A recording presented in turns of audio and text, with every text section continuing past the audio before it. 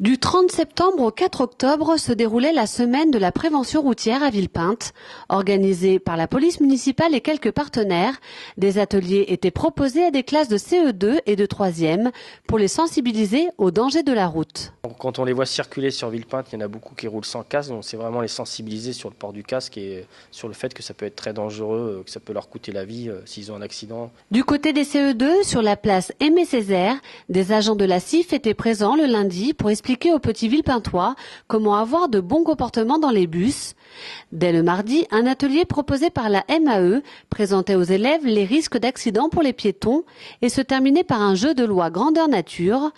Tandis que dans la salle Joséphine Becker, les agents de la police municipale faisaient passer à d'autres groupes le permis piéton. Alors, le but, c'est pas de les pénaliser, mais on sait qu'ils apprennent un petit peu ce que c'est la sécurité routière, qu'ils aient quelques notions sur les panneaux de signalisation et puis sur les notions qu'ils ont en tant que piétons. Du côté des 3e, le ton était plus dur, accidents, alcool, drogue, téléphone, vitesse, deux roues. Après être allés dans ces différents ateliers, les collégiens ont passé un test sur le code de la route.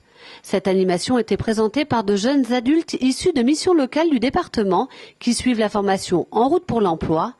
Même s'ils n'ont pas encore passé leur examen, ces stagiaires ont pu transmettre au groupe quelques notions du code. Ils sont 3-4 qui viennent de l'auto-école, qui parlent du coup avec une douzaine de jeunes et ça fonctionne relativement bien. Il y a des questions, puis petit à petit, voilà, ça se fait un peu dans un cadre non strict. On n'est pas à l'école, on n'est pas dans le cours, on n'est pas face à un prof qui dit vraiment les choses. Donc l'idée, c'est que l'échange se mette en place justement. Et a priori, ça fonctionne bien. Ouais. Alors que les seniors se plongeaient le mercredi dans une remise à niveau du code de la route, pendant 2 jours, un stage de récupération de points était organisé pour tous les Villepintois.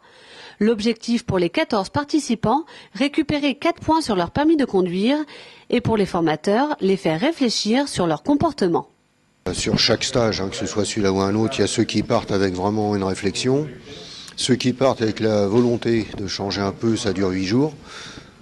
Puis il y a ceux qui partent en disant je continue. Ils sont minoritaires quand même.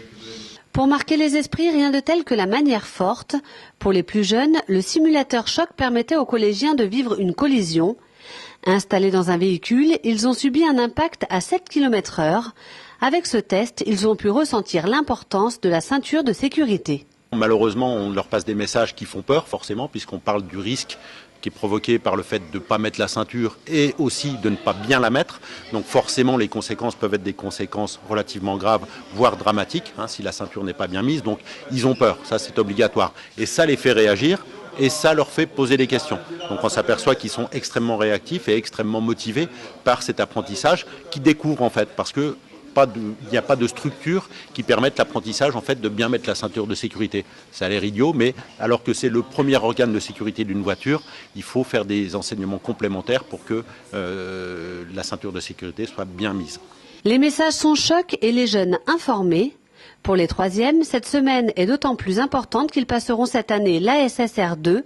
L'attestation scolaire de sécurité routière de niveau 2 est devenue un diplôme obligatoire pour s'inscrire au permis A et B, mais aussi à la conduite accompagnée.